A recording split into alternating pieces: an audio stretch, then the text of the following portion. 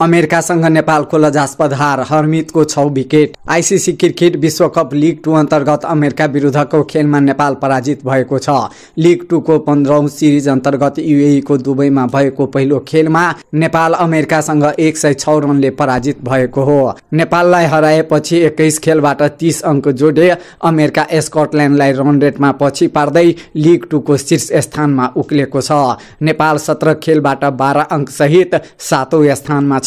Spinner Harmeet सिंहले शानदार bowling गर्दै 6 विकेट लिएपछि अमेरिकाले दिएको 263 रनको लक्ष्य पछ्याएको नेपाल 39.1 ओभरमा 156 रनमा अल आउट भयो। नेपालका लागि दिपेन सिंह एरीले सर्वाधिक 40 रन बनाए भने आसिफ शेखले 37 तथा भीम सार्कीले 29 रन जोडे।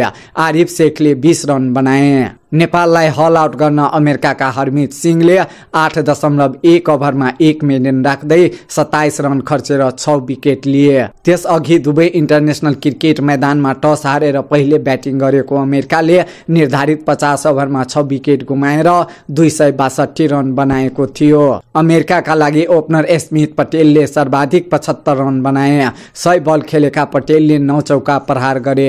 यस्तै मिलिन्द कुमारले 50 बल खेल्दै 6 चौका र 2 छक्काका मद्दतमा अभिजित 70 रन बनाए। साइतेजा मुकालाले 58 बल खेल्दै 3 चौका र 1 छक्काको मद्दतमा 42 रनको योगदान गरे। 48 रनमा 2 विकेट गुमाएको अमेरिकाका लागि स्मिथ पटेल र साइतेजाले तेस्रो विकेटका लागि 95 रनको महत्त्वपूर्ण साझेदारी गरेको थियो। यी 2 ब्याटर क्रिजमा हुँदा अमेरिकाले ठूलो स्कोर बनाउने संकेत देखाएको थियो, तर स्मिथ पटेल 33औं ओभरमा रन आउट हुनु र साइतेजा 35औं ओभरमा आउट भएपछि अमेरिका दबावमा परेको थियो।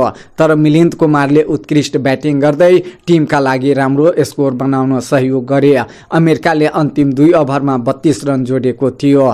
बलिङमा नेपालका लागि सन्दीप लामिछानेले 2 तथा सोमपाल कामी, आरिफ शेख र दिपेन सिंह एरीले 1-1 विकेट लिए।